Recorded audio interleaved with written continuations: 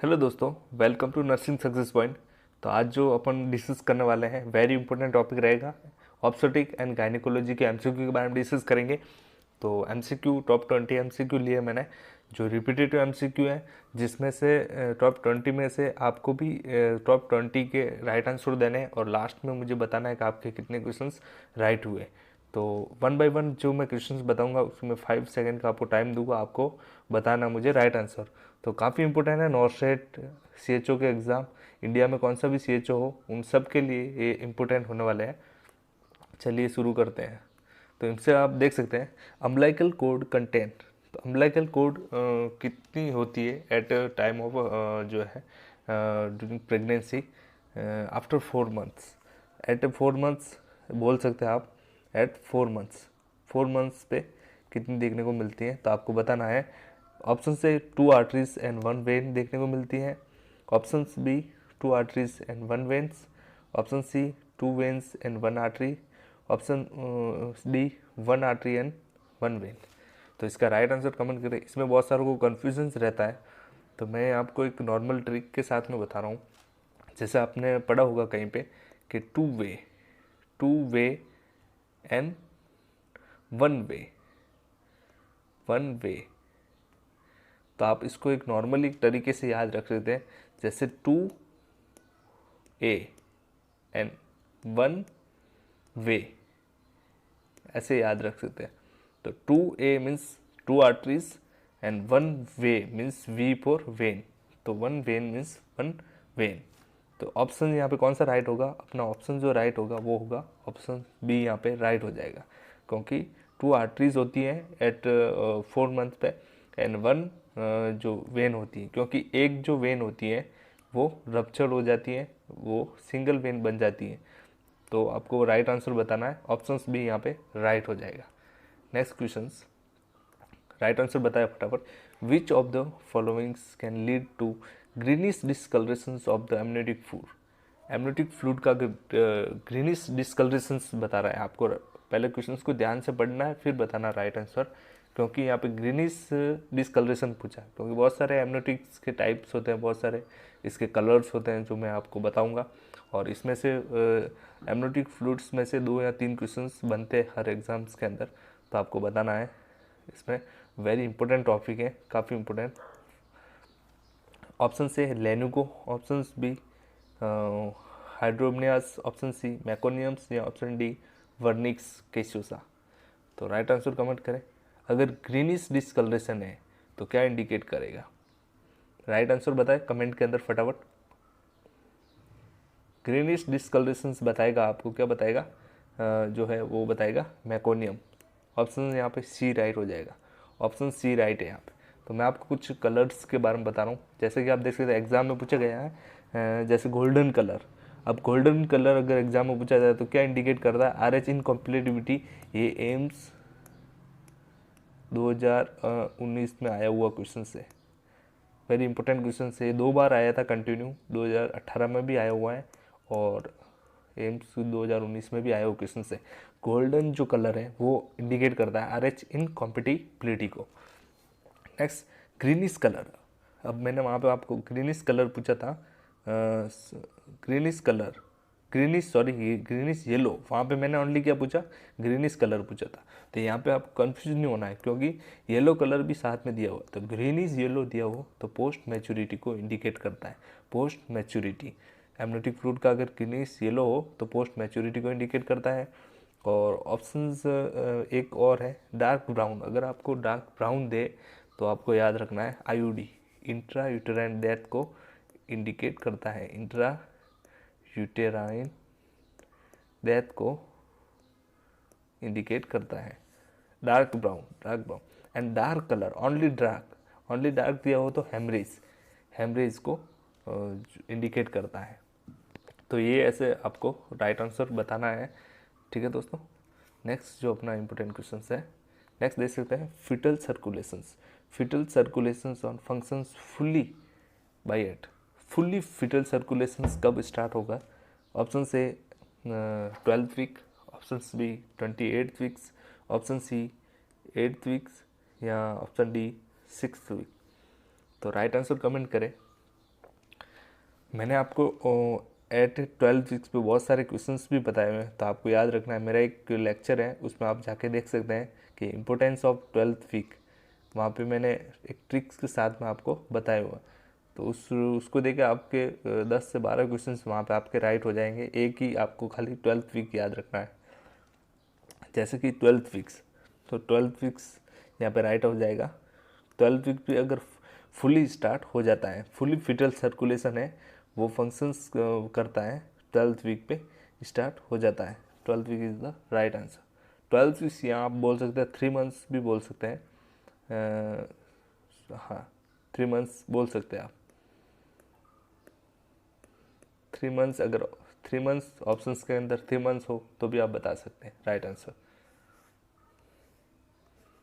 Next questions, the hormones that confirm the pregnancy. कौन सा hormone अपन check करते हैं जिससे प्रेगनेंसी को कंफर्म किया जा सके? तो राइट आंसर बताना। Option A THS, thyroid stimulating hormone. Option B follicle stimulating hormone. Option C human chorionic gonadotropins, या option D LH luteinizing hormone. तो राइट आंसर कमेंट करें फटाफट। यहाँ पे जो आपका राइट आंसर होगा वो होगा ह्यूमन कोरियोनिक गोनेडोट्रोपिन्स। ह्यूमन कोरियोनिक गोनेडोट्रोपिन्स, इसका लेवल बढ़ा हुआ होता है, इसका लेवल। तो ये इंडिकेट करता है, ये इंडिकेट करेगा, क्या करेगा? प्रेगनेंसी को इंडिकेट करता है, SCG। तो यहाँ पे जो ऑप्शन राइट होगा वो होगा ऑप्शन सी। ऑप्शन सी यहाँ पे राइट होगा।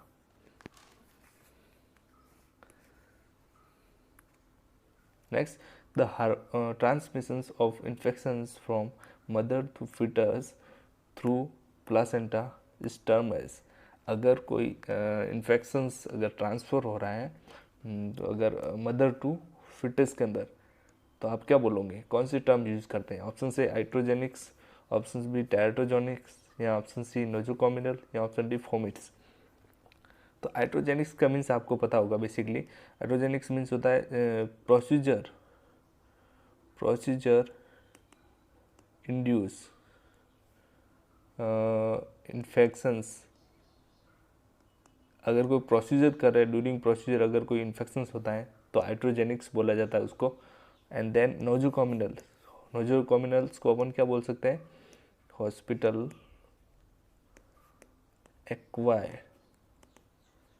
Acquired infections. Hospital acquired infections बोला जाता है नोजोकॉमिनल इन्फेक्शंस को। देन जो राइट आंसर होगा वो होगा option B, teratogenics. Teratogenics means mother to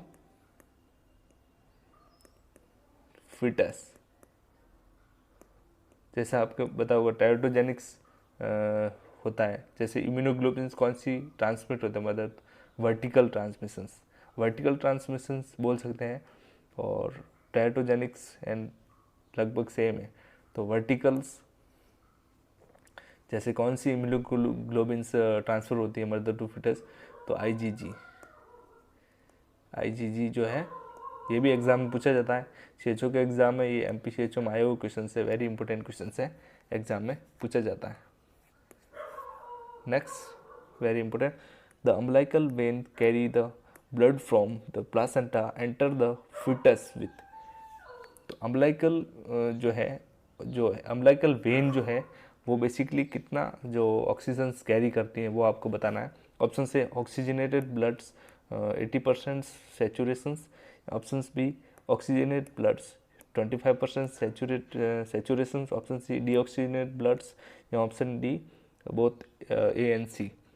तो यहाँ पे आपको कंफ्यूज नहीं होना, क्योंकि यहाँ पे अम्बिलिकल वेन है। तो आपको शुरू में आपने पढ़ा हुआ कि वेन के अंदर जो है वो इम्प्योर ब्लड होता है, और आर्टरी के अंदर जो है वो प्योर ब्लड होता है। बट ये रॉन्ग है, ये बॉडी के अंदर अपवाद है। जैसे पल्मोनरी वेन होती है, पल्मोनरी वेन, तो उसके अंदर भी प्योर ब्लड होता है, O2 blood.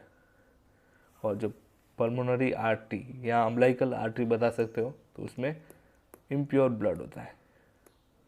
Impure blood, pulmonary या अम्लाइकल, दोनों आप बता सकते हो। तो यहाँ पे आपको ऑक्सीजन की जो है वो मात्रा भी पूछ सकते हैं कि कितनी होती है सैचुरेशन। तो राइट आंसर बताना आपको। यहाँ पे आपका जो राइट आंसर होगा वो होगा ऑप्शन ए राइट होगा, क्योंकि ऑक्सीजन ब्लड कैरी करती है umbilical when 80% saturation is the right answer. Option A is the right answer. Next questions. Deficiency of the which of the following vitamins during pregnancy may cause neural tube defect?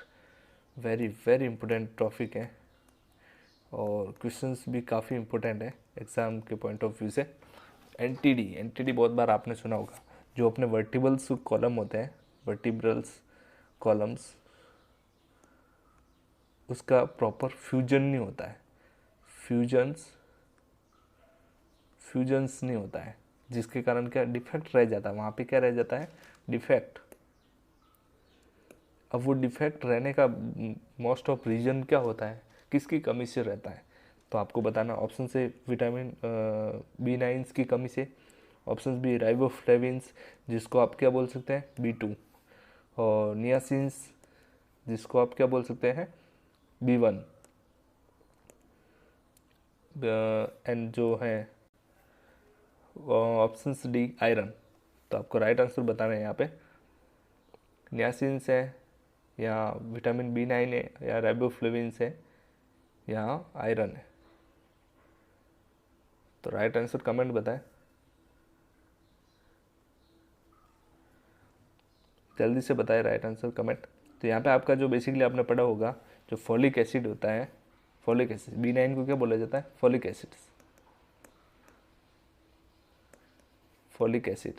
Acid की अगर deficiency होगी तो वो क्या कहलाएगी, neural tube defect को indicate करती है। और इसीलिए अपन प्रेगनेंसी में कंसेप्शन से बिफोर कंसेप्शन 3 मंथ्स अपन प्रेग्नेंट लेडी के अपन क्या स्टार्ट कर देते हैं, start iron plus folic acid अपन स्टार्ट कर देते हैं मदर के। तो ये आपको बताना है बिफोर कंसेप्शन 3 मंथ्स, और आफ्टर कंसेप्शन 3 मंथ्स स्टॉप कर देते हैं।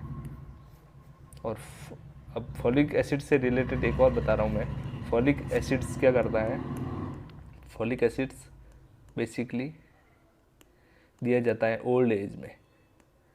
तो ओल्ड एज में देने का रीज़न क्या होता है आपको पता होगा, ओल्ड एज में क्या करता है, प्रिवेंट स्ट्रोक।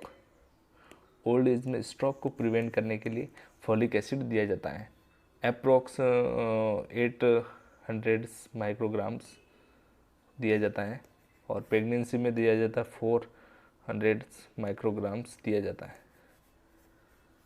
तो ये आपको बताना है, ऐसे याद रखना है, एग्जाम में पूछा जाता है, वेरी इंपॉर्टेंट है। Next questions, the fetals movements felt by the mothers during 20th weeks. ये जो है एग्ज़ाम नोटसेट्स 2020 में आया हुआ क्वेश्चन है, जो काफ़ी इंपॉर्टेंट है।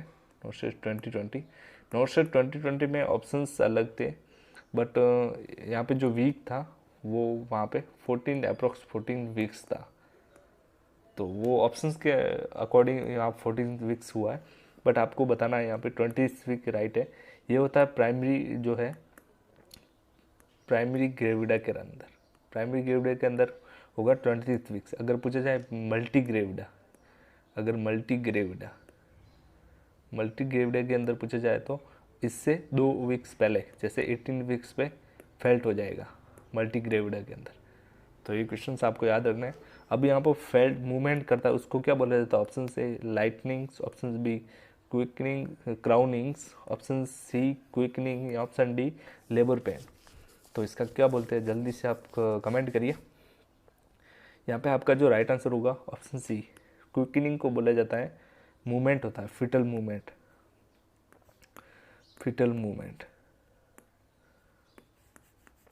तो ये आपको बताना है यहाँ पे। नेक्स्ट क्वेश्चंस थोड़ा लेंथी है, बट आपको ये पढ़ना है, आराम से आप बता सकते हो, वेरी इजी क्वेश्चंस है। जैसे after 38 weeks of pregnancy fetus shift to lower pole of uterus and which cause the fundal heights to be reduced, and this makes women feels relaxed. This condition is called, जैसे fund जो foetus होता है वो downward shift होता है, उसके बाद में मदर जो है वो रिलैक्स फील करती है, उसको क्या बोलते हैं उस टर्म को? ऑप्शन से quickening, option B lightnings, option C Hegar signs, या option D all of the above. तो ऑल ऑफ द अबव तो हो ही नहीं सकता। हेगार साइन अपन ने पढ़ा हुआ है जो प्रेगनेंसी का साइन होता है। एंड अब दो ऑप्शंस हैं, आपको राइट आंसर बताना। क्विकनिंग मैंने अभी आपको बता दिया, तो ये भी नहीं होगा, तो यहाँ पे ऑप्शन आपका बी राइट हो जाएगा। लाइटनिंग, हमेशा लाइटनिंग क्या करती है? लाइटनिंग से मदर क्या होती है? रिलैक्स फील करती है, रिलैक्स फील करती है, क्योंकि जो बेबी होगा वो डाउनवर्ड शिफ्ट हो जाएगा, डाउनवर्ड, जिसके कारण उसको जो ब्रीथिंग डिफ़िकल्टी हो रही थी,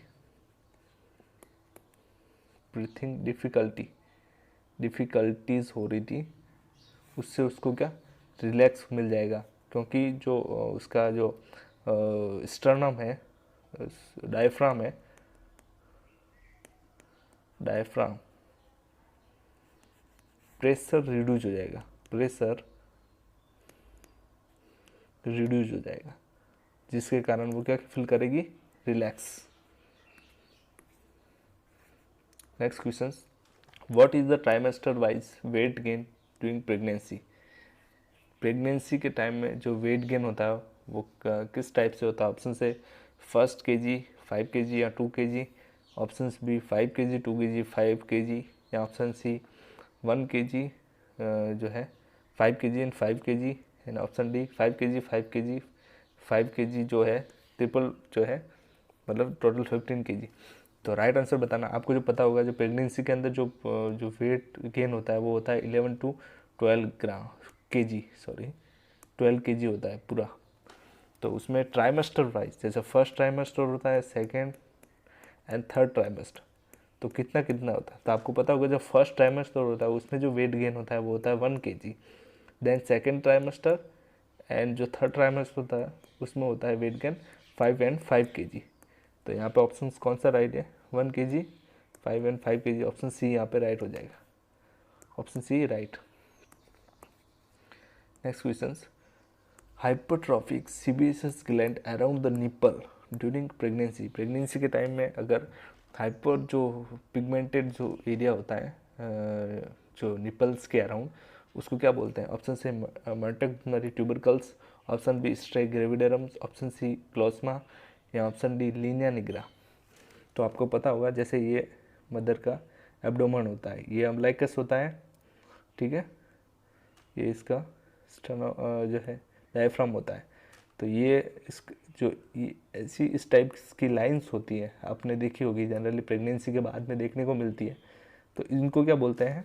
इनको अपन बोलते हैं स्ट्रे ग्रेविडरम बोलते हैं। देन जो लीनिया निग्रा होती है, लीनिया निग्रा, वो होती है एक स्ट्रेट लाइन होती है जो जिफर्ट्स प्रोसेस से लगा के जो है सिम्फाइसिस प्यूबिस तक होती है, ऐसे डार्क लाइन होती है, उसको बोला जाता है लीनिया निग्रा। अब मॉन्टेगमेरी ट्यूबरकल्स निपल्स होते हैं, निपल्स के अराउंड जो एक पिगमेंटेड एरिया होता है इस टाइप से, उसको क्या बोलते हैं? मॉन्टेगमेरी ट्यूबरकल्स बोला जाता है। और कोलोस्मा जो होता है वो चीक पे होता है, जो होता है वो चीक पे होता है, ठीक है फ्रेंड्स। तो इसका जो राइट आंसर होगा वो ऑप्शन ए, ऑप्शन ए यहाँ पे राइट हो जाएगा। Next question, bluish discolourations of vulva vagina during pregnancy. अगर वल्वा एंड वेजाइना का ब्लूइश डिस्कलरेशन होता है उस टर्म को क्या बोलते हैं? ऑप्शन से Jacquemier signs, option B Hegar signs, option C Chadwick signs, option D Goodell signs, या ऑप्शन डी ANC। तो ये साइंस बेसिकली एम्स एग्जाम में बहुत बार आए हुए हैं और CHO के एग्ज़ाम में भी पूछे जाते हैं, MP CHO में भी आए हुए हैं, MP CHO ऐसे साइन पूछते हैं, तो इनकी टर्म एग्जाम में पूछ लेते हैं, डेफिनेशन देके इनको ऑप्शंस में देके भी पूछ लेते हैं। तो आपको राइट आंसर बताना है। ब्लूइश डिस्कलरेशन हो रहा है, किसका हो रहा है? वल्वा एंड वेजाइना का। तो उसको क्या बोलेंगे? उसको बोलेंगे ऑप्शंस यहाँ पे राइट होगा ई, उसको बोला जाता है जैक्यूमियर साइंस एंड चार्डविक साइंस, दोनों एक ही होते हैं, तो इन दोनों को एक ही काउंट करेंगे अपन। अब इसमें मैं बता रहा हूँ आपको हेगर साइंस। हेगर साइन आपने पढ़ा होगा। हेगर साइन बोला जाता है softening of the lower uterine segment. भूलना नहीं है, सॉफ्टनिंग हो रहा है, किसका हो रहा है, लोअर यूटेराइन सेगमेंट का। कब अपीयर का कब होता है, 4 to 8 weeks of pregnancy. Then Goodell sign, Goodell sign softening of the cervix. यहाँ पे सॉफ्टनिंग ऑफ सर्विक्स का हो रहा है, ये अपीयर कब होगा, 6 वीक में। यहाँ पे लोअर यूटेराइन सेगमेंट का हो रहा है और यहाँ पे सर्विक्स का, तो ये भूलना नहीं, आपको ऐसे याद रखना, Goodell's and Hegar signs. Next, increase pulsations felt through the lateral fornix at the 8th week of pregnancy। 8th week पे जो है इंक्रीज पल्सेशन होता है जो है लेटरल फॉर्निक्स में ऑफ सर्विक्स। तो उसमें आपको कौन से साइन देखने को मिलेगा, ऑप्शन से हेगार, ऑप्शन बी जैक्यूमियर, ऑप्शन सी ओसेंडर, या ऑप्शन सी गोडेल्स, ऑप्शन डी ओसेंडर। तो मैंने अभी आपको हेगार साइन बता दिया था, ये नहीं होगा। जैक्यूमियर भी मैंने आपको बता दिया एंड गोडल साइन भी मैंने आपको बता दिया। तो ये ऑप्शन कौन सा होगा, ऑप्शन डी। ओसेंडर साइन होता है वो बेसिकली क्या होता है, उसमें पल्सेशन होना स्टार्ट हो जाता है। आपको खाली एक टर्म याद रखनी है, पल्सेशंस मीन्स ओसेंडर साइन होगा। तो ये वेरी इंपॉर्टेंट एमसीक्यू है, 5 स्टार दूंगा मैं, 5 स्टार। वेरी इंपॉर्टेंट एमसीक्यू, आपको याद रखना, एग्जाम के अंदर पूछा जाता है। Next question, a positive early diagnosis of pregnancy based on the presence of. Positive early diagnosis कौन सा है प्रेगनेंसी का, आपको बताना। ऑप्शन से quickenings, option B fetal heart rate, option C Chadwick signs, option D HCG chorionic gonadotrophins. HCG बता सकते हैं आप, एससीजी। तो राइट आंसर बताए फटाफट। यहाँ पे आपका जो राइट आंसर होगा वो होगा ऑप्शन बी, क्योंकि फिटल हार्ट रेट ही एक ऐसा साइन है जो पॉजिटिव को इंडिकेट करता है, पॉजिटिव प्रेगनेंसी को इंडिकेट करता है, प्रेगनेंसी को इंडिकेट। अगर ऑप्शन में अगर यूएसजी होती है तो वो एक अच्छा आंसर होता है। यूएसजी भी एक कंफर्मेटरी टेस्ट होता है प्रेगनेंसी का, पॉजिटिव कंफर्मेटरी टेस्ट। तो आपको बताना है option A is the right answer, sorry option B यहाँ पे राइट आंसर है, a fetal heart rate is the right answer. Presumptive signs of symptoms are all except. Presumptive sign है सब एक को छोड़ के। अब एक में अच्छी ट्रिक के साथ में बता रहा हूँ, प्रिजम्पटिव का मीन्स होता है, एक आपको याद रखना है, सब्जेक्टिव, बस सब्जेक्टिव साइन, ऐसा ये याद रखना आप। प्रोबेबल्स का मीन्स होता है ऑब्जेक्टिव, बस इस टर्म को याद रखना है, कभी एग्जाम में रॉन्ग नहीं होगा आंसर।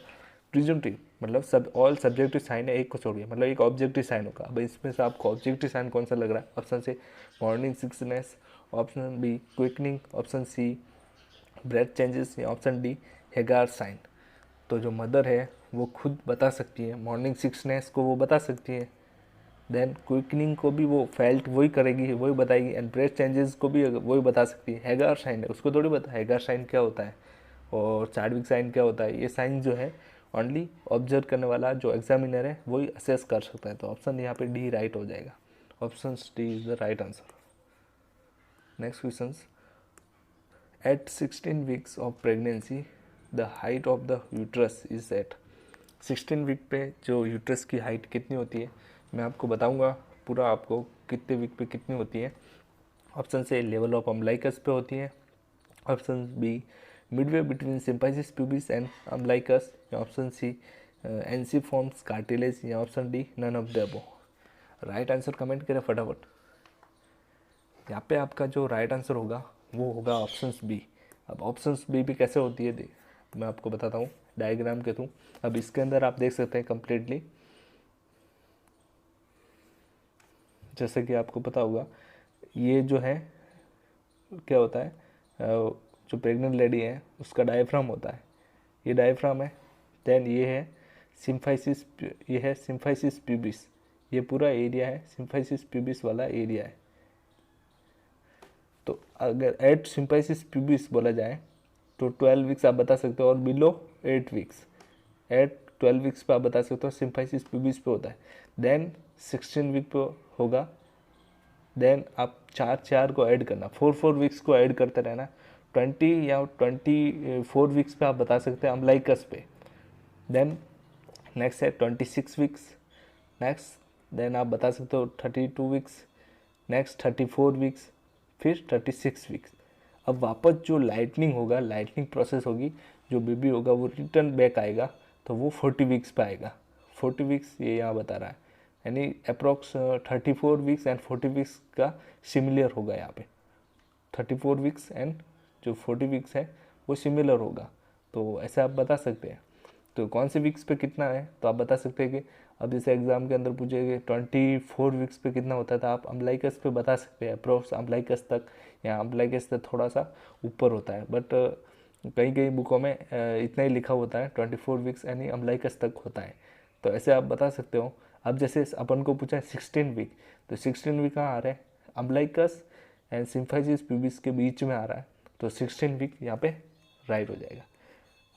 तो ये between umbilicus and symphysis pubis, symphysis pubis,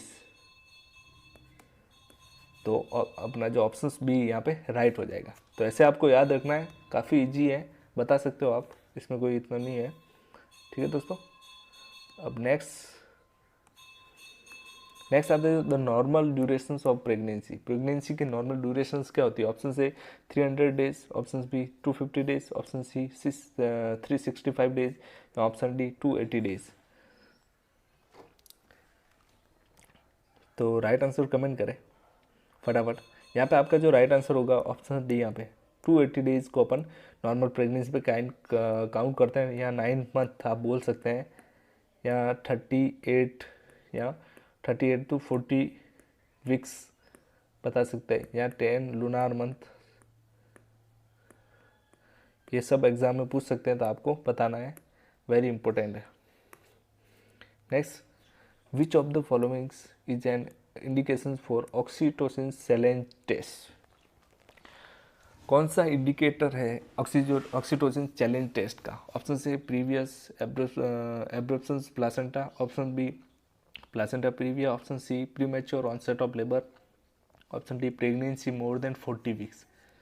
तो यहाँ पे जो इंडिकेट कर रहा है बेसिकली वो ऑक्सीटोसिन चैलेंज टेस्ट को जो इंडिकेट कर रहा है वो कर रहा है ऑप्शन डी। ऑप्शन डी यहाँ पे राइट होगा, क्योंकि प्रेगनेंसी जो है वो मोर देन 40 वीक्स की हो रही, तो प्रेगनेंसी को टर्मिनेट कराना जरूरी है यहाँ पे। तो यहाँ पे ऑक्सीजन चैलेंज टेस्ट है वो होगा 40 वीक्स पे, ऑप्शन डी यहाँ पे राइट हो जाएगा। Next very important question, LMP EDD का क्वेश्चन है, प्रेगनेंसी मोर देन जो है मदर, प्रेग्नेंट मदर, LMP कितनी उसकी 22 जुलाई 2010 है, तो EDD में भी EDD क्या होगी, ऑप्शन से अप्रैल 22 2011, ऑप्शन बी अप्रैल 29 2011, ऑप्शन सी मार्च 22 2011, ऑप्शन डी मई 6 2011। राइट आंसर बताएं। इसको एक नॉर्मली पूछा जा सकता है नेगल्स फार्मूला, आप बोल सकते हैं नेगल्स फार्मूला यूज़ किया जाता है। नेगल्स फार्मूला किस में यूज़ करते हैं, तो EDD के अंदर यूज़ किया जाता है EDD। इसमें क्या करते हैं, फर्स्ट 9 मंथ को ऐड करते हैं LMP के अंदर, LMP प्लस 9 मंथ और प्लस 7 डेज, फिर आपको 7 डेज को ऐड करना है, तो ये आपकी इससे आपकी EDD आ जाएगी। जैसे अभी यहाँ से इससे रिलेटेड एक ही ऑप्शन है, क्योंकि अगर 7 अपन दिन ऐड करेंगे तो क्या होगा 29 अप्रैल 2011, ऑप्शन बी यहाँ पे राइट हो जाएगा, option B is the right answer. Next question, which laboratory test essential during pregnancy. Pregnancy के लिए कौन सा लेबोरेटरी टेस्ट जरूरी है, ऑप्शन से blood groups RH factor, option B urine test, albumin, sugar, option C HB, और option D all of the above. तो यहाँ पे जो प्रेगनेंसी के लिए मोस्ट जो इसेंशियल है वो रहता है ब्लड ग्रुप, भी बहुत ज़रूरी रहता है। अगर कोई प्रेग्नेंट लेडी एनीमिक्स है तो उसको ब्लड ट्रांसफ्यूज करना है, तो उससे पहले अपन को ब्लड ग्रुप मालूम होना चाहिए, RH फैक्टर भी आप उनको मालूम होना चाहिए। इसके बारे में बहुत ही इंपॉर्टेंट इन्वेस्टिगेशन है। यूरिन टेस्ट करते हैं, urine for albumin, urine for sugar करते हैं, जो मदर डायबिटिक है या नॉन डायबिटिक्स, या अगर प्रोटीन्स की कमी है, एल्बुमिन हाइपो एल्बुमिनिया है, तो भी अपन हाइपो एल्बुमिनिया। हाइपोएल्बुमिया किसमें देखने को मिलता है? एक्लेम्सिया एंड प्री एक्लेम्सिया के अंदर देखने को मिलता है। तो इससे भी अपन एक अंदाज़ा लगा सकते हैं। और एचपी भी ज़रूरी है, इससे अपन एनीमिया का पता लगा सकते हैं। तो all of the options is the right answer. तो दोस्तों अगर चैनल पे नए हो तो चैनल को लाइक करें, शेयर करें और सब्सक्राइब करें, ठीक है दोस्तों। और इन सारी वैकेंसियों के लिए चैनल को बेल आइकन को दबाएं ताकि सबसे पहले नोटिफिकेशन आपको मिले। थैंक यू दोस्तों।